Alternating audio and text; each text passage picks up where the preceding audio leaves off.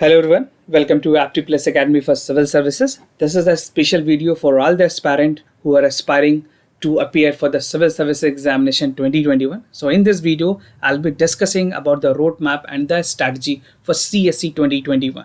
So इस video में मैं आपके साथ प्रीलिम्स और मेंस एग्जामिनेशन तक की जो स्ट्रैटेजी है उसके बारे में डिस्कस करूंगा। बहुत ही सिंपल तरीके से समझने की कोशिश करेंगे कि क्या एक राइट अप्रोच होना चाहिए so that you get success in the examination. So let get started. And before I proceed, I would like to let you know about the dates that is very important for you. Civil Service Examination के लिए जो date है, जो calendar है, वो UPSC ने announce कर दिया है, तो उसके बारे में कुछ इंपॉर्टेंट डेट्स आप जान लें पहले। सो फर्स्ट अगर नोटिफिकेशन की बात करें, so the notification would be coming on the 10th of February। 10 फरवरी को नोटिफिकेशन आ जाएगी। And the prelims examination is schedule for 27th of June, right. So 27 जून को एग्जामिनेशन शेड्यूल है। There would be no changes in the examination date.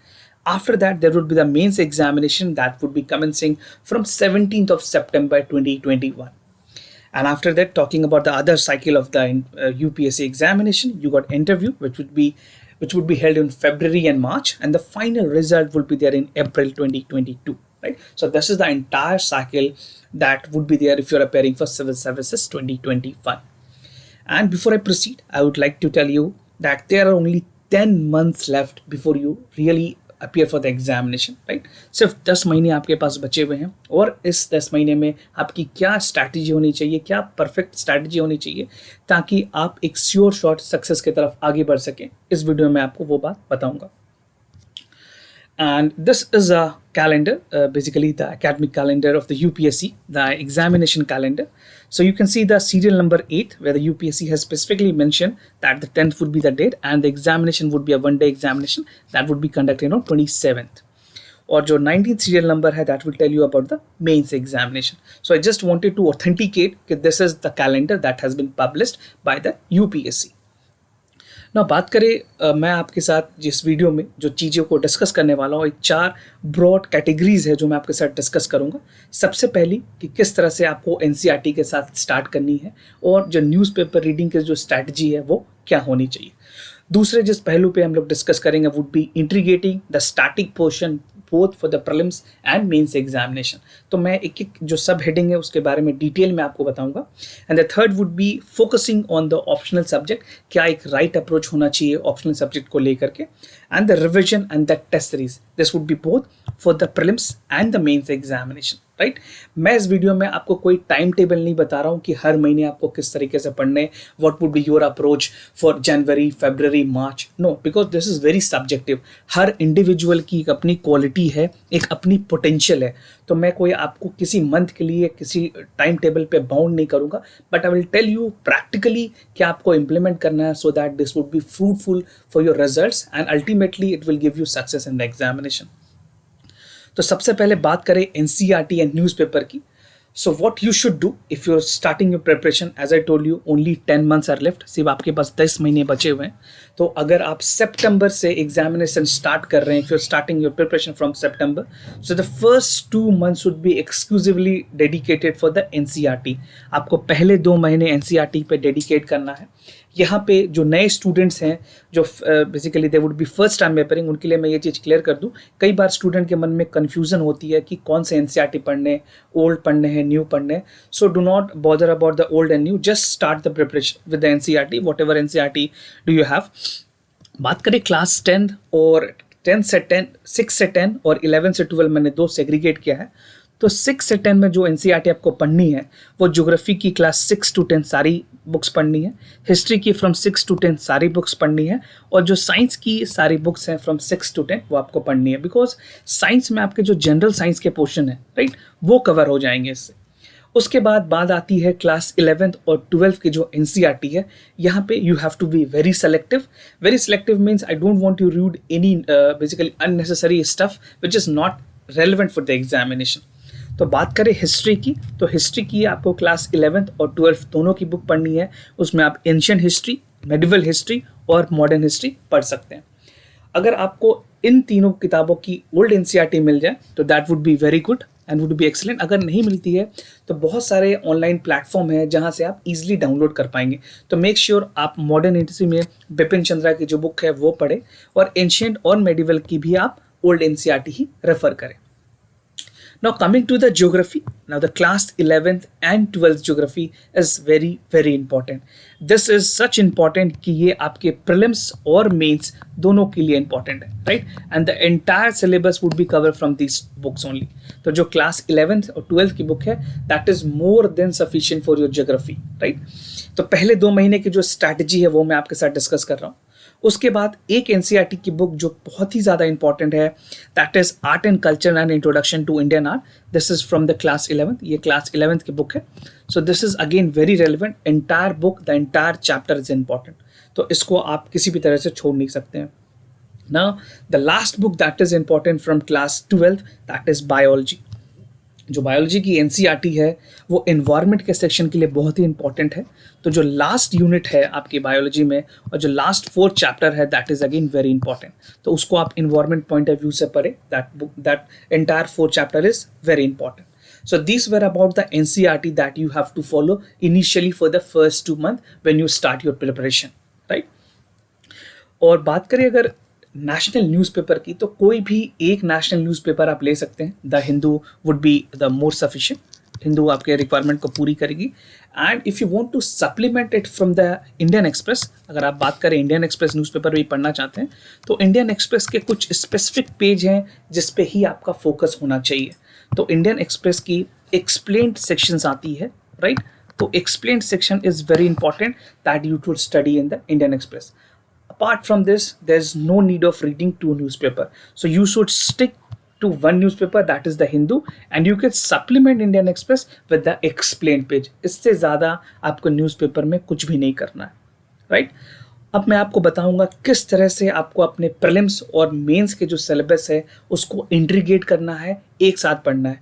क्योंकि इस examination में ये बहुत ही ज़्यादा ज़रूरी है यू अंडरस्टैंड कि व्हाट थिंग्स आर को related for the prelims and mains examination. क्योंकि स्टूडेंट क्या करते हैं, कई बार वो पहले प्रीलिम्स की तैयारी करते हैं, फिर वो मेंस की तैयारी करते हैं, and ultimately the success is not achieved. So it is advised that you appear before prelims. आपके पास in hand mains की preparation at least 60 to 70% होनी चाहिए. So how you can achieve that? What are the ways that you will achieve? सबसे पहले इस चीज़ को समझने के लिए मैं आपको ये कहूँगा कि आप एक PDF डाउनलोड कर ले, जो आपकी सिलेबस है उसको समझें, right? Prelims and mains the syllabus with you. आप एक उसकी हार्ड कॉपी निकाल लें. अगर आप सॉफ्ट कॉपी में कंफर्टेबल हैं तो सॉफ्ट कॉपी भी रख सकते हैं. और सिलेबस निकाल के जो सिलेबस की एक स्टडी करें, थोरो स्टडी करें. अगर बात करें मेंस एग्जामिनेशन की, तो जनरल स्टडीज़ के 4 पेपर हैं, राइट? 1, 2, 3 एंड 4. सारे टॉपिक्स आपको पता होने चाहिए. एक पेपर में 18 टॉपिक्स है, कई पेपर में 20 टॉपिक्स है, कई पेपर में 21 टॉपिक्स हैं. तो आप टॉपिक वाइज सेग्रीगेशन कर ले so that you can identify the news, right? Identify the syllabus. और उसको आप जनरल बेसिकली जो आपकी स्टैटिक पोर्शन है उसको आप करंट से भी रिलेट कर सकते हैं. तो सिलेबस समझना बहुत ही ज़्यादा ज़रूरी है मेंस के लिए. तो ये इस चीज़ को आप बिल्कुल एकदम गांठ बांध लें कि this is the mandatory part, right? ना बात करें कौन कौन सी ऐसी चीज़ें हैं जो आप इंटीग्रेट कर सकते हैं both for the prelims and the mains examination. So the first would be history. ये एक ऐसी सब्जेक्ट है which will help you both in the prelims examination and the mains examination. तो ancient history, modern history और medieval history आपके prelims के लिए भी helpful है and equally important for a mains examination. जो आप यहाँ पढ़ेंगे उसको आप directly supplement कर पाएंगे अपने mains examination में. यहाँ में कुछ अलग आपको नहीं पढ़नी पड़ेगी. तो आप एक बार जो मेहनत करें ऐसी करें कि ताकि आपको दोबारा फिर mains perspective से अलग से नहीं पढ़ना पड़े. यहाँ पे एक चीज़ आपको सिर्फ अलग करना पड़ेगा, that is the world history. Right? So world history would be left, which you can do definitely after the prelims examination. इसके लिए आपको अभी कोई चिंता करने की ज़रूरत नहीं है.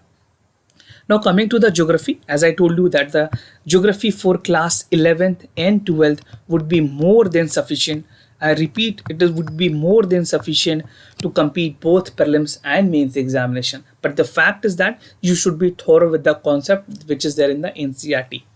ठीक है. Now coming to the economy. Economy में बहुत सारे ऐसे पोर्शंस हैं जो स्टैटिक और डायनेमिक होते हैं. So what you have to do, आप स्टैटिक पढ़े एनसीईआरटी से, राइट? आप एनसीईआरटी से सारी जो स्टैटिक्स है उसको कवर करें and supplemented with the Hindu. जो हिंदू न्यूज़पेपर है उससे आप इस चीज़ को सप्लीमेंट कर सकते हैं, right? So this would be very essential कि इकोनॉमी को आप कंटेम्प्रेरी पार्ट से रिलेट करके भी पढ़े. Now come to the Indian culture. जो मैंने आपको क्लास 11th की बुक बताई, फाइन आर्ट्स की जो बुक है, वो again is sufficient for your prelims and for your mains. It would integrate both of them और ये आपके prelims और mains के लिए more than sufficient होगी. Now coming to the environment, environment भी एक ऐसा सेक्शन है जिसको आप एक साथ पढ़ सकते हैं, आपको अलग से पढ़ने की जरूरत नहीं है. जो आपने प्रीलिम्स में पढ़ा है एनवायरनमेंट के लिए, this would be supplemented by mains as well. तो जो ये 4 सब्जेक्ट्स ऐसी हैं, मैं आपको दोबारा फिर से बता दूं, ये 4 सब्जेक्ट्स ऐसी हैं जिनको आपको प्रीलिम्स में इस तरीके से पढ़ना है कि वो मेंस में भी सप्लीमेंट करे, और या आप इसको मेंस के पर्सपेक्टिव से पढ़ें, प्रीलिम्स ऑलरेडी कवर हो जाएगी, राइट. जब आप इसको मेंस के तर्ज पर पढ़ेंगे तो प्रीलिम्स ये ऑटोमेटिक कवर हो जाएगी इस पर, right. So make sure you integrate both prelims and mains and you understand the syllabus well, right. उसके बाद आगे बढ़ते हैं. जो एक सबसे बड़ी चिंता स्टूडेंट के मन में होती है, that is related to the current affair coverage, कि क्या स्ट्रैटेजी होनी चाहिए, किस तरीके से कवरेज होनी चाहिए करंट अफेयर्स की. तो अप्रॉक्सीमेटली मैं अभी जो बताऊं, जो रीसेंट ट्रेंड चल रहा है यूपीएससी का, so you have to cover the current affair for 18 month. This is the minimum which you have to cover. इससे कम से कम ये आपके पास तैयार होनी चाहिए. So this would be something which would be very essential to secure your marks in the prelims examination. और prelims is such dynamics कि आपको वहाँ पे बिना करंट अफेयर्स के, बिना न्यूज़पेपर के, things would not be get covered. And you can start this from January 2020. आप इस ईयर के जो जनवरी है वहाँ से स्टार्ट कर सकते हैं. You can start with the compilation. अगर आपने इस समय तक न्यूज़पेपर सही से नहीं पढ़ा है तो what you can do, you can go for the compilation. And reading newspaper is mandatory and is a must. आप हमारे आईएएस ज्ञान के वेबसाइट पे जा सकते हैं, वहाँ पे you get the IAS gazetted, बहुत सारे कंपाइलेशन मिल जाएंगे. किसी भी एक इंस्टीट्यूट्स के आप बेसिकली कंपाइलेशन उठा लें और उसको अच्छे तरीके से पढ़ें. If it is possible you make the short notes out of it, आप उसको भी बना सकते हैं, but that book would be itself sufficient, right. ना उसके बाद मैं जो दूसरे पहलू पे आना चाहता हूँ, जो कि बहुत ही ज़्यादा इंपॉर्टेंट है, स्टूडेंट इसको कई बार इग्नोर करते हैं, ऑप्शनल सब्जेक्ट को लेकर के. People who are appearing for the first time, 90% of the student, or rather I would quote 95 for the student, do not study optional subject before their prelims examination, right. Either they are running behind the coaching or they are leaving this part completely, that after prelims we'll study the optional. This is a very wrong approach, and this approach would not let you success in the examination. I am brutally true. अगर आपकी ये strategy है कि आप prelims के बाद optional पढ़ोगे तो you would never succeed in the examination. आपकी फोकस ये होनी चाहिए कि जो 70% ऑफ द सिलेबस है ऑप्शनल पेपर का, आपका कोई भी ऑप्शनल हो, वो कंप्लीट होना चाहिए before the prelims examination. This is mandatory, this is must. Without this examination like civil services cannot be successful, right. So this is for sure.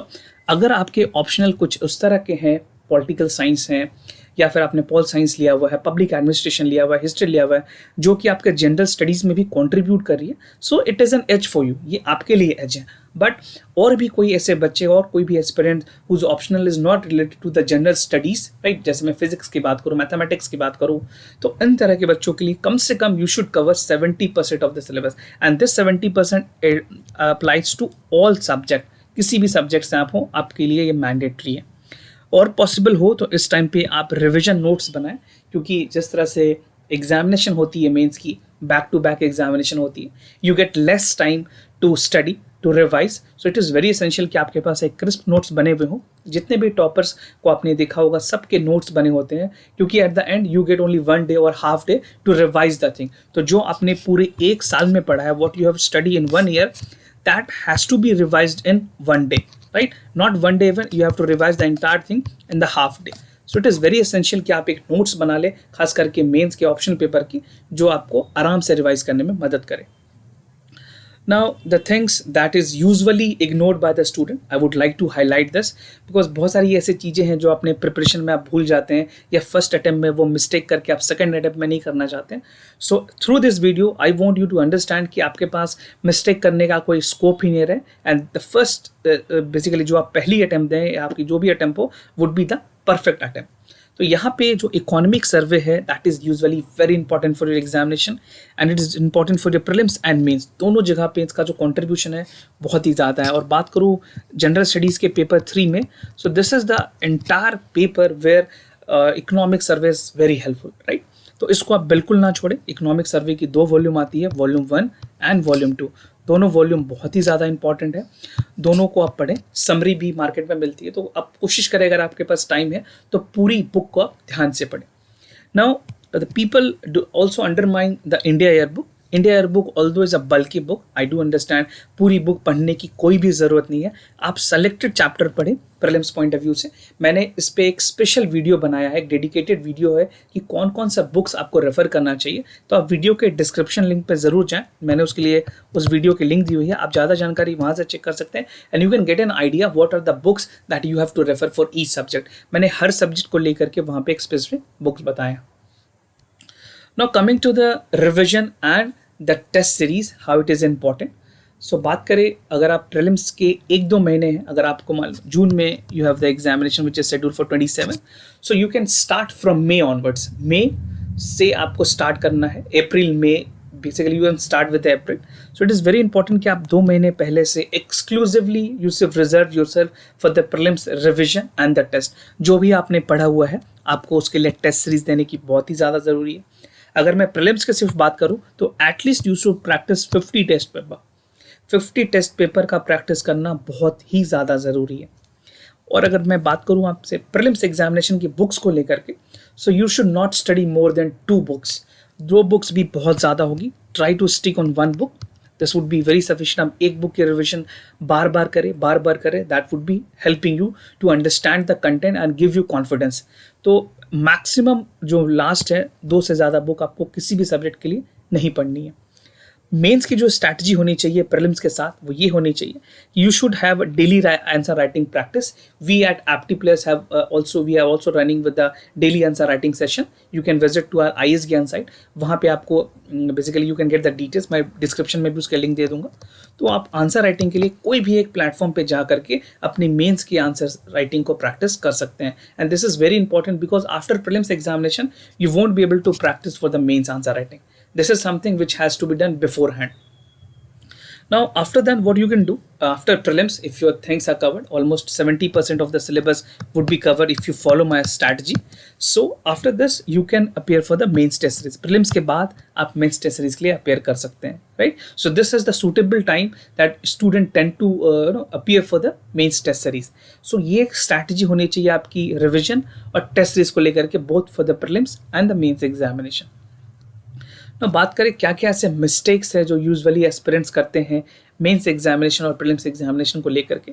सबसे पहले एसी की जो प्रैक्टिस है, most of the student do not do the essay practice and essay and the ethics paper is something. और ethics की बात करूँ, case study की प्रैक्टिस बहुत कम स्टूडेंट करते हैं। एथिक्स की भी जो पूरे सब्जेक्ट की स्टडी है is again being denied by the aspirants. If you are a serious aspirant you should understand कि जो जनरल स्टडीज में कॉम्पिटिशन है from paper 1 to paper 4 is equivalent. सारे लोगों की जो मार्क्स है वो एक तरह की आती है, right? If people are securing 350+, everyone would be securing 350+. But what make the difference is your essay. essay में जो डायनेमिसिटी है वो 95 मार्क्स से लेकर के 160 तक वेरी कर सकती है. So you can see the range. Now ethics is also again the subject where you can have edge. You can have the edge in the case studies. तो अगर आप इसकी प्रैक्टिस करेंगे so this will give you in the edge of the examination, right? और बहुत सारे ऐसे बच्चे हैं जो PYQ जो प्रीवियस ईयर क्वेश्चंस है यूपीएससी के, जो एग्जाम ऑलरेडी यूपीएससी ने कंडक्ट किया है, आप 10 साल के प्रीवियस ईयर उठा लें, उसको ज़रूर प्रैक्टिस करें and this applies both for the prelims and the mains examination. दोनों के लिए आप प्रीलिम्स के अगर कर रहे हैं, प्रीलिम्स एग्जामिनेशन है, 2 महीने पहले आप 10 ईयर्स के क्वेश्चंस उठा लें, उसको प्रैक्टिस करें. एंड मेंस के लिए इक्वली दिस अप्लाई कि you should write all the answer that has come for last. जब से पैटर्न चेंज हुई है मेंस एग्जामिनेशन की, उसके बाद से जितने क्वेश्चन आए हैं उसको आप प्रैक्टिस करें. ये बहुत ही ज़रूरी है. So this are something dos and don'ts that you have to follow. I have tried to make it very simple so that this will help you out. आप इसको फॉलो करें. कोई भी अगर प्रॉब्लम हो तो हमें आप कमेंट सेक्शन में भी बता सकते हैं. और इस वीडियो को एंड करने से पहले मैं 2 चीज़ आपको बता दूं. आपके पास सिलेबस होना बहुत ही ज़रूरी है. So this is the syllabus for the prelims and overview. You can download this through the link which is there in the UPSC. आप यूपीएससी के साइट से भी डाउनलोड कर सकते हैं. तो आपके पास मेंस और प्रीलिम्स दोनों के सिलेबस होने बहुत ही ज़रूरी है. एक ब्रॉड स्पेक्ट्रम आपको पता होनी चाहिए कि what is your syllabus and how you can integrate, right? So this was the all strategy that you need to follow if you are the aspirant who are preparing for the civil services 2021, right? And if you are new to our channel, do not forget to subscribe Apti+ Academy for Civil Services on YouTube and do not forget to hit the like button on this video. अगर कोई भी concern हो तो आप हमें बता सकते हैं. We'll be more than happy to assist you. For time being, I'm signing off. Wish you all the best. Stay home, stay safe. Thank you so much.